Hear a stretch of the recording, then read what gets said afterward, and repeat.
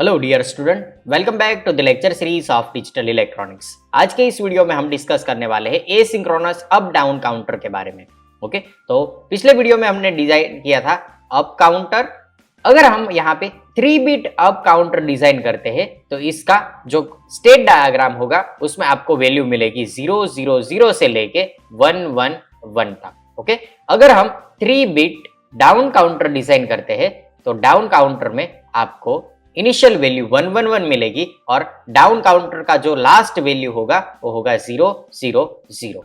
अगर हमें इन दोनों को एक साथ एक ही काउंटर में इंप्लीमेंट करना है तो आपको यहाँ पे कोई एक ऐसा कंट्रोल पल्स चाहिए जो कि अप काउंटर या डाउन काउंटर को कंट्रोल कर सके। तो जिस तरह से हमने शिफ्ट रजिस्टर में shift left and shift right का कॉम्बिनेशन बना के एक बाइडायरेक्शनल रजिस्टर डिजाइन किया था with the help of one combinational circuit, इसी तरीके से हम सिंक्रोनस काउंटर में अप काउंटिंग और डाउन काउंटिंग एक कंट्रोल पल्स से डिजाइन कर सकते हैं। तो इसके लिए फॉर एग्जांपल हम यहाँ पे एक मोड सिलेक्टर के लिए एक एम बिट यूज करते हैं जिसमें m इज इक्वल टू 0 है तो आपको अप काउंटिंग मिलती है।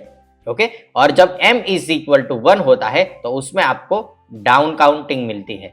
तो यहाँ पे जो हमने एक कंट्रोल यूनिट सिग्नल लिया है m, इसकी मदद से आप अप काउंटिंग और डाउन काउंटिंग बना सकते हो। ओके, तो इसके लिए हमें क्या करना है, जो हमारे पास 3 बिट का काउंटर है इसमें हमें एक कंट्रोल सिग्नल ऐड करना पड़ेगा और इस कंट्रोल सिग्नल को ऐड करने के लिए हमें एक कॉम्बिनेशनल सर्किट डिजाइन करना पड़ेगा। ओके, तो बेसिक जो अप काउंटर की जो सर्किट थी वो मैं यहाँ पे ड्रॉ करके आपको दिखाता हूँ। फिर हम इस अप काउंटर को मॉडिफाई करके उसे डाउन काउंटर और अप काउंटर के कॉम्बिनेशन वाला सर्किट बनाएंगे। ओके,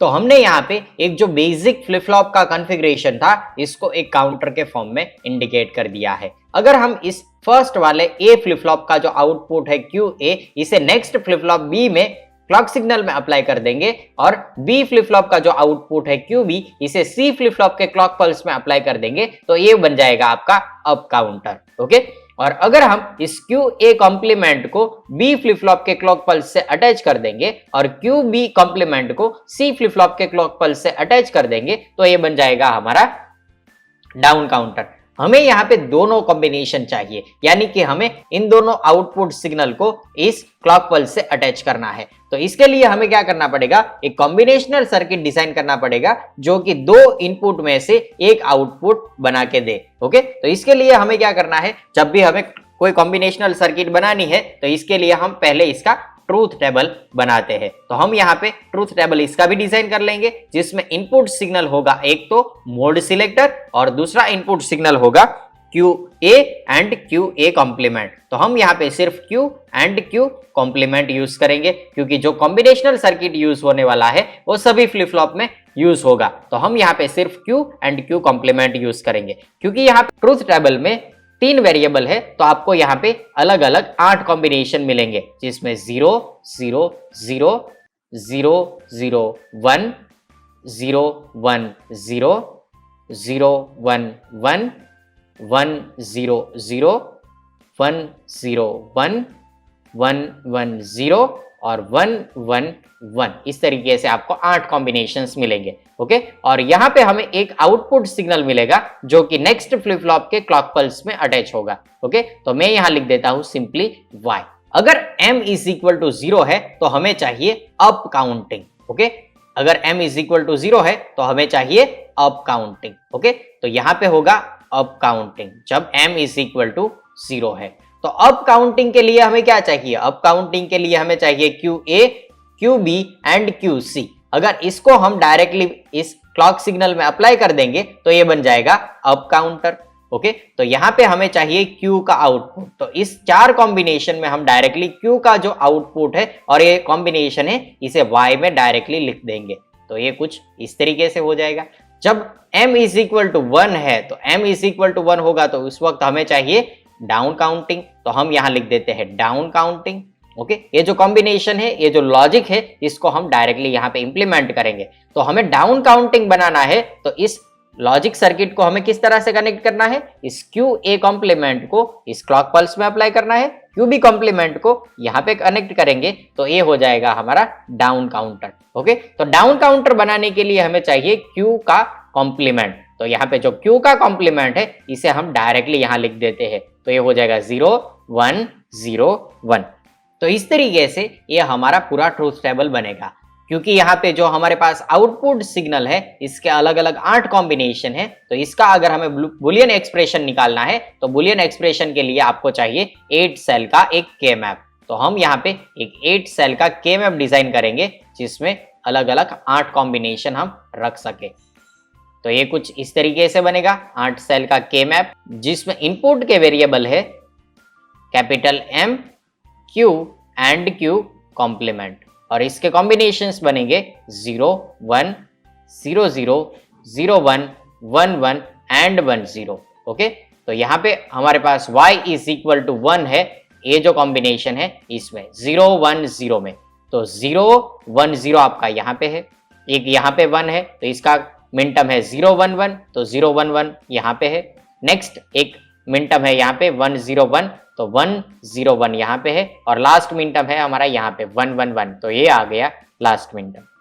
अगर आपको यहाँ पे ग्रुप बनाने हैं तो एक ग्रुप आपका कुछ इस तरीके से बना सकते हो, दूसरा ग्रुप आपका कुछ इस तरीके से बना सकते हो। अगर आपको यहाँ पे y का बुलियन एक्सप्रेशन बनाना है तो यहाँ पे कुछ इस तरीके से पहले इसके एरियाज डिफाइन कर दीजिए ताकि आप दोनों लूप से एक बुलियन एक्सप्रेशन निकाल सके। तो यहाँ पे y का बुलियन एक्सप्रेशन होगा इस लूप के लिए, ये जो लूप है वो m के रीजन में है तो हम लिखेंगे m, q के रीजन में है तो q डैश के रीजन में है तो q डैश, प्लस ये जो लूप है वो m के रीजन में नहीं है तो लिखेंगे m कॉम्प्लीमेंट, और q के रीजन में है तो लिखेंगे q। तो ये जो हमारा डायग्राम है इसमें हमें आउटपुट मिला है, वो आउटपुट मिला है m q complement plus m complement q। तो इस तरीके से आपको एक बुलियन एक्सप्रेशन मिलेगा। तो यहां हमारे पास 3 वेरिएबल है, फर्स्ट वेरिएबल है m, तो हम यहां लिख देंगे m, दूसरा वेरिएबल है q, तो यहां लिख देंगे q, और तीसरा वेरिएबल है हमारे पास यहाँ पे q कॉम्प्लीमेंट, तो यहां लिख देंगे q कॉम्प्लीमेंट।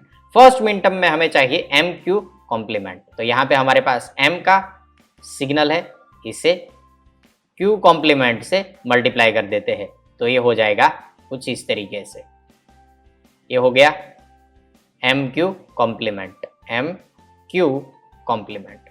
दूसरा हमें चाहिए m कॉम्प्लीमेंट q। ओके, तो यहाँ पे हम एक और हैंड गेट अटैच कर देते हैं जिसमें इनपुट हमें लगाने हैं यहाँ से q, और दूसरा हमें लगाना है m कॉम्प्लीमेंट। तो यहाँ से हम जो m का सिग्नल है इसे ले लेते हैं और इसे एक नॉट गेट के थ्रू यहाँ पे अटैच कर देते हैं, तो ये हो जाएगा m कॉम्प्लीमेंट, और यहाँ पे आपको आउटपुट मिलेगा m कॉम्प्लीमेंट q। दोनों को हमें जोड़ना है और गेट से ताकि ऑरिंग ऑपरेशन हम ले सके।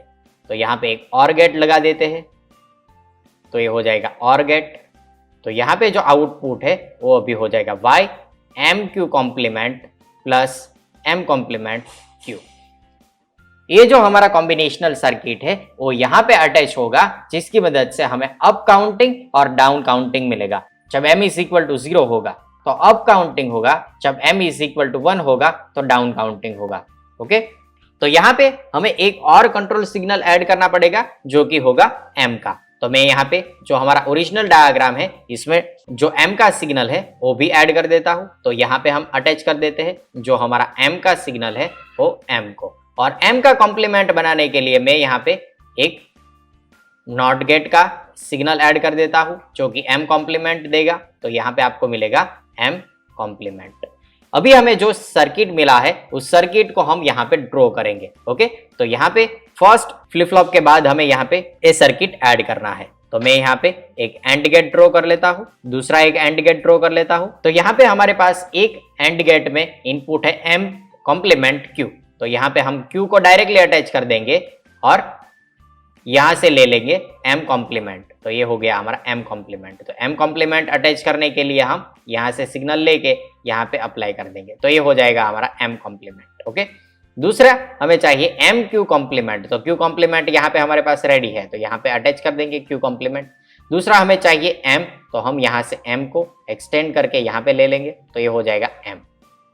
इन दोनों को और गेट से कनेक्ट करना है, तो हम इस तरह से और गेट से कनेक्ट कर देते हैं, और गेट का जो आउटपुट है वो हमारी क्लॉक सिग्नल में अप्लाई करना है, तो हम इस तरह से इसे और गेट से कनेक्ट कर देंगे। तो ये जो हमारा पूरा सर्किट है, कॉम्बिनेशनल सर्किट, वो हमने यहाँ पे ऐड कर दिया है। जब Q m is equal to 1 होगा तो डाउन काउंटिंग करेगा, जब m इज इक्वल टू 0 होगा तो अप काउंटिंग करेगा। ओके, जो ये नॉट गेट है वो हमने यहाँ पे कॉमन बना दिया है। इसी सर्किट को वापस हम यहाँ पे अप्लाई करेंगे तो ये अप काउंटिंग और डाउन काउंटिंग दोनों कर पाएगा। तो ये पूरा सर्किट कुछ इस तरीके से बनेगा। ओके, हमने यहाँ पे क्या किया है, जो हमें आउटपुट में चाहिए था इसके लिए m इज इक्वल टू 0 पे अप काउंटिंग रखा है और यहाँ पे m इज इक्वल टू 1 पे डाउन काउंटिंग रखा था। ओके, तो ये हमारा डायग्राम कंप्लीट हो गया है। अभी हमें चेक करना है कि यहाँ पे जो फंक्शन हमें चाहिए था वो मिलेगा या नहीं। तो मैं पहले इस पोर्शन को इरेज कर देता हूँ। तो फर्स्ट हमारा क्लॉक सिग्नल है, तो मैं यहाँ पे क्लॉक सिग्नल ड्रॉ कर लेता हूँ। तो ये हो गया हमारा क्लॉक सिग्नल, जिसमें हमारे पास क्लॉक में 1 2 3 4 5 6 7 एंड 8 क्लॉक सिग्नल है। क्योंकि हमने यहाँ पे जो फ्लिप फ्लॉप यूज किए हैं वो नेगेटिव एज ट्रिगरिंग पे वर्क करेंगे, तो हम यहाँ पे नेगेटिव एज ट्रिगरिंग को इंडिकेट कर देते हैं। तो ये हो गया नेगेटिव एज ट्रिगरिंग। अभी जो हमारे पास इनपुट सिग्नल है, इस इनपुट सिग्नल में J और K को हमने डायरेक्टली हाई से अटैच कर दिया है। ओके, तो यहाँ पे जब भी J and K is equal to 1 होगा, QA में कंटिन्यूअस टॉगलिंग होगा। तो यहाँ पे जो हमारे पास QA है, इस QA में हमें आउटपुट कब मिलेगा, जब हम यहाँ पे क्लॉक सिग्नल अप्लाई करेंगे तब। तो फॉर एग्जाम्पल इनिशियल पोजिशन पे QA की वैल्यू थी 0, जब हम नेगेटिव एज ट्रिगरिंग अप्लाई करेंगे तो ये 0 से होगा 1, और जब तक हम नेक्स्ट क्लॉक पल्स नहीं अप्लाई करेंगे तब तक इसकी वैल्यू रहेगी 1। जब हम फिर से नेगेटिव एज ट्रिगरिंग अप्लाई करेंगे तो इसकी वैल्यू हो जाएगी 0। जब हम नेक्स्ट क्लॉक पल्स अप्लाई करेंगे तो ये हो जाएगा 0 से 1। तो इसी तरीके से ये जो आउटपुट है वो कंटिन्यूअस टॉगल करता रहेगा। ओके, तो जैसे कि हमने पिछले वीडियो में डिस्कस किया था, ये जो QA का आउटपुट है वो इस तरह से आपको टॉगल करता हुआ देखने को मिलेगा। ओके, और यहाँ पे जो इनपुट की क्लॉक फ्रीक्वेंसी थी उससे हाफ फ्रीक्वेंसी QA में देखने को मिलेगी। ओके, जब QA की वैल्यू आपको 0 मिलती है तो यहाँ पे ये जो एंड गेट है इसका आउटपुट भी 0 मिलेगा। ओके, जब QA की वैल्यू 0 है तो QA कॉम्प्लीमेंट की वैल्यू आपको 1 मिलेगी, तो उस वक्त आपके पास जो A गेट है इसका आउटपुट आपको 1 मिलना चाहिए। ओके, तो फॉर एग्जाम्पल हमें यहाँ पे इंडिकेट करना है, यहाँ पे जो डिजाइन करना है वो है डाउन काउंटर। तो डाउन काउंटर डिजाइन करने के लिए हमें इस m की वैल्यू क्या रखनी पड़ेगी, m की वैल्यू रखनी पड़ेगी 1। तो m कॉम्प्लीमेंट क्या होगा, 0 होगा। ओके, तो हमने यहाँ पे m की वैल्यू डिसाइड कर ली है, जिससे हमारा डाउन काउंटर डिजाइन होगा। ओके, तो ये जो हमारा आउटपुट है वो है QA के लिए, लेकिन डाउन काउंटर डिजाइन करने के लिए हमें क्या चाहिए, हमें चाहिए QA कॉम्प्लीमेंट। तो QA कॉम्प्लीमेंट बनाने के लिए मैं यहाँ पे डायरेक्टली इसको इन्वर्ट कर दूंगा। तो यहाँ पे है 0, तो हमें QA में मिलेगा 1। जब 1 होगा QA की वैल्यू तो QA कॉम्प्लीमेंट मिलेगा 0। इसी तरीके से ये कंटिन्यूअस टॉगल करेगा लेकिन QA से ऑपोजिट। तो इस तरीके से आपको QA कॉम्प्लीमेंट का वेवफॉर्म मिल जाएगा।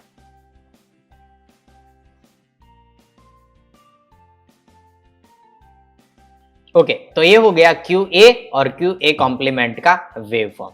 अभी हमें जो QA और QA कॉम्प्लीमेंट की वैल्यू मिली है इसे इस कॉम्बिनेशनल सर्किट में अप्लाई करनी है। तो इनिशियल वैल्यू QA की थी 0 और QA कॉम्प्लीमेंट की थी 1। तो यहाँ पे जब हम QA की वैल्यू 0 और QA कॉम्प्लीमेंट की वैल्यू 1 रखेंगे और यहाँ पे जो हमारे पास m की वैल्यू है इसे यहाँ से यहाँ और इस वैल्यू को यहाँ से यहाँ लिखेंगे, तो फर्स्ट एंड गेट का आउटपुट मिलेगा 0 और सेकेंड आउटपुट मिलेगा आपको 1। इन दोनों का एडिशन होगा 1। तो B फ्लिप फ्लॉप को एक पल्स मिलेगा जब भी नेगेटिव एज ट्रिगरिंग आएगा, क्योंकि यहाँ पे और गेट का आउटपुट ऑलरेडी 1 हो गया है। ओके, तो नेगेटिव एज ट्रिगरिंग यहाँ पे है, तो जो ये नेगेटिव एज ट्रिगरिंग मिला है इससे A B flip flop activate होगा, क्योंकि हमने यहाँ पे J k is equal to 1 कर दिया है तो यहाँ पे आपको आउटपुट QB में टॉगलिंग मिलेगा। तो फॉर एग्जांपल हम यहाँ पे QB का वेव फॉर्म ड्रॉ करना चाहते हैं तो initial value for example QB की है 0।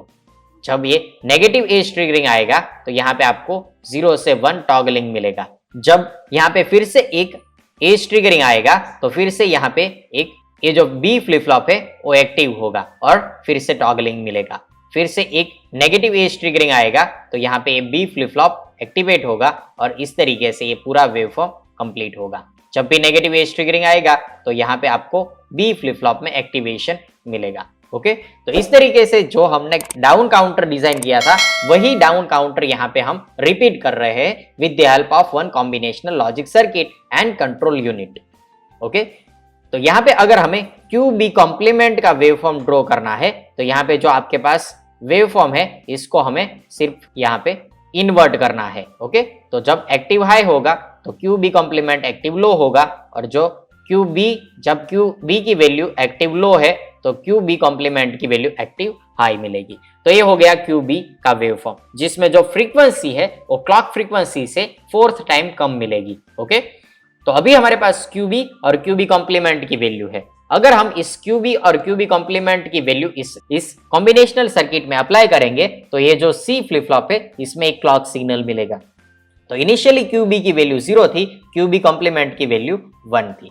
तो यहाँ पे अगर हम 0 एंड 1 अप्लाई करेंगे तो यहाँ पे आपको अगर आप यहाँ पे कंट्रोल सिग्नल है इसकी वैल्यू ऐड कर दोगे तो यहाँ पे फर्स्ट एंड गेट का आउटपुट मिलेगा 0, सेकंड एंड गेट का आउटपुट मिलेगा 1, इन दोनों का एडिशन मिलेगा 1। तो जब भी नेगेटिव एज ट्रिगरिंग आएगा तो C फ्लिप फ्लॉप में हमने JK is equal to 1 already कर दिया है तो QC में आपको टॉगलिंग देखने को मिलेगा। तो अगर आपको यहाँ पे QC का वेव फॉर्म ड्रॉ करना है तो इनिशियली वैल्यू यहाँ पे 0 1 है तो यहाँ पे ऑलरेडी नेगेटिव एज ट्रिगरिंग दिया है तो नेगेटिव एज ट्रिगरिंग पे फॉर एग्जांपल इनिशियल वैल्यू 0 है तो आपको यहाँ पे एक्टिव हाई देखने को मिलेगा।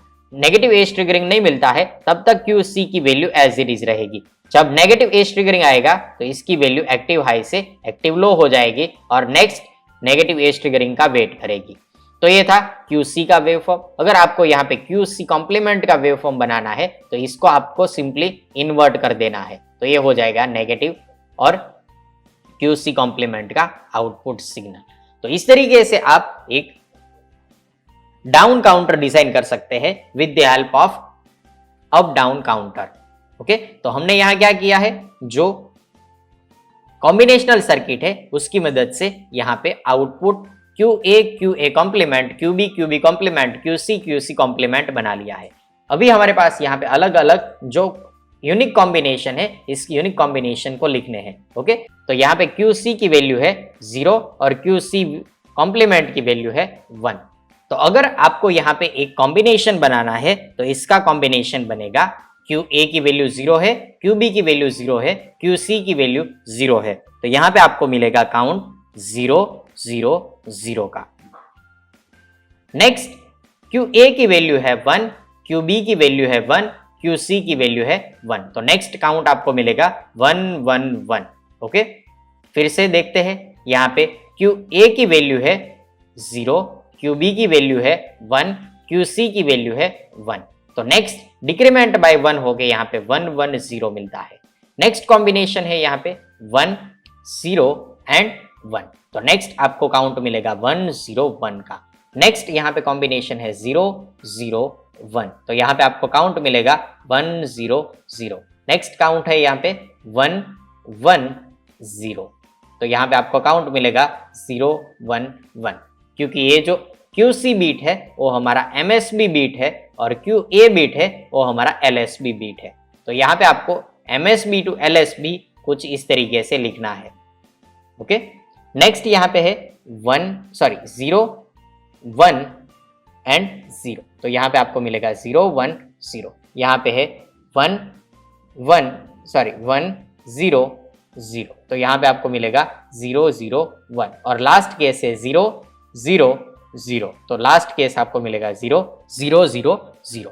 तो इस तरीके से आपको यहाँ पे काउंट की वैल्यू कुछ इस तरीके से मिलेगी, जिसमें इनिशियल वैल्यू है 1 1 1 और लास्ट वैल्यू है 0 0 0। जब 0 0 0 होगा तो फिर से यहाँ पे 0 0 से आपको काउंटर रीसेट होके 111 वैल्यू मिल जाएगी। तो यहाँ पे हमने अप डाउन काउंटर डिजाइन कर लिया है जिसमें 3 बिट अप काउंटर का फंक्शन भी मिलेगा और 3 बिट डाउन काउंटर का भी फंक्शन मिलेगा। क्योंकि यहाँ पे हमने m इज इक्वल टू 1 रखा था तो हमें यहाँ पे डाउन काउंटर मिला है जिसमें मैक्सिमम वैल्यू से मिनिमम वैल्यू तक काउंट होता है। ओके, इसी तरीके से अगर आप यहाँ पे m इज इक्वल टू 0 रखोगे तो यहाँ पे आपको m कॉम्प्लीमेंट की वैल्यू 1 मिलेगी और इससे एक कॉम्बिनेशनल सर्किट वर्क करेगा। तो यहाँ पे आपको 0 0 0 से लेके 1 1 1 तक काउंट देखने को मिलेगा। तो ये जो चीज है वो आपको खुद से निकालनी है और जो यहाँ पे डिफिकल्ट चीज थी डाउन काउंटिंग की वो मैंने आपको यहाँ पे ड्रॉ करके बता दिया है। ओके, ये जो कॉम्बिनेशनल सर्किट है वो किस तरह से डिजाइन करना है वो भी मैंने यहाँ पे बता दिया है।